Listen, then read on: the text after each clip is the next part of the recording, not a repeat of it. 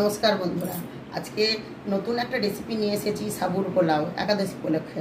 সাবুর পোলাওয়ে কী কী উপকরণ লাগছে দেখুন। 200 গ্রাম আমি এখানে সাবু নিয়েছি, ভিজিয়ে নিয়েছিলাম।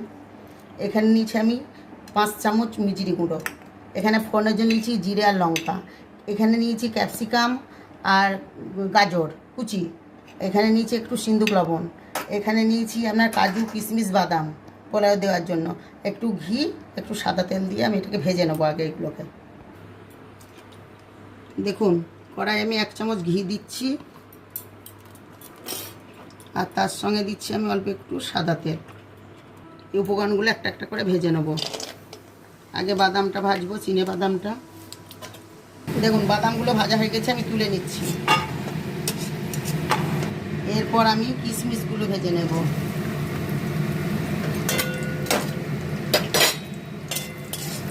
দেখুন, কিশমিশগুলো ভাজা হয়ে গেছে, আমি নামিয়ে নেব।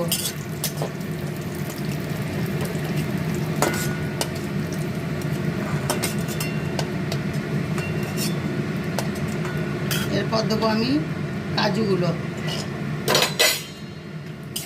একটু ভেজে নেব। একটু হালকা ভেজে নিয়ে কাজুগুলো আমি নামিয়ে নেব।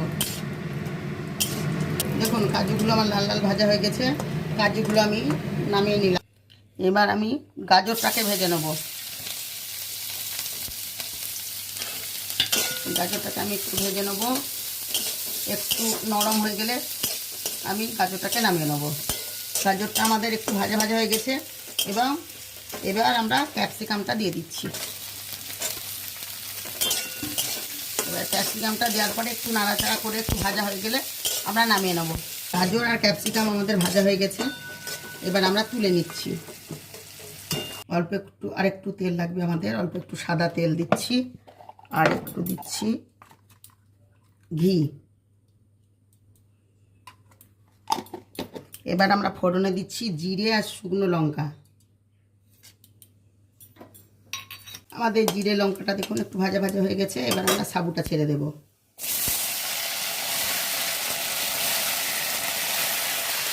দেখুন, এইভাবে আমরা ঘি এবং সাদা তেলের ওপরে সাবুটাকে একটু ভাজা করে নিচ্ছি। ভাজা এরকম ভাজা ভাজা হয়ে যাচ্ছে এবং হয়েও যাচ্ছে।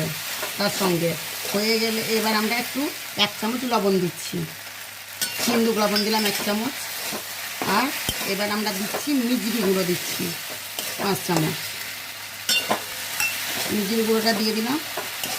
দেখুন, এবার এইভাবে লাস্টে দেখুন হয়ে গেছে কত সুন্দর। এবার আমরা যে ভেজে রেখেছিলাম কাজু কিশমিশ বাদাম গাজর ক্যাপসিকাম, সেগুলো এবার আমি ঢেলে দিচ্ছি। দেখুন, এবার আমাদের প্রায় হয়ে এসছে সাবুর পোলাও। এই দেখুন হয়েই গেছে। আমরা এবার ভালো করে একবার নেড়ে নিয়ে নামাবো। এই দেখুন, সাবুর পোলাও আমাদের একেবারে তৈরি হয়ে গেছে।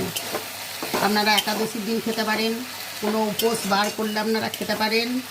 উপোসেতে সব কিছুতেই খাওয়া যায়, সাবু এমনিতেই সব কিছুতে খাওয়া যায় উপোসে।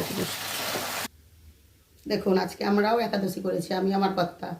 এরকমভাবে আপনারাও একাদশীর দিন বা কোনো উপোস বার করলে বানিয়ে খাবেন এবং আমাকে লাইক শেয়ার ও কমেন্ট করবেন।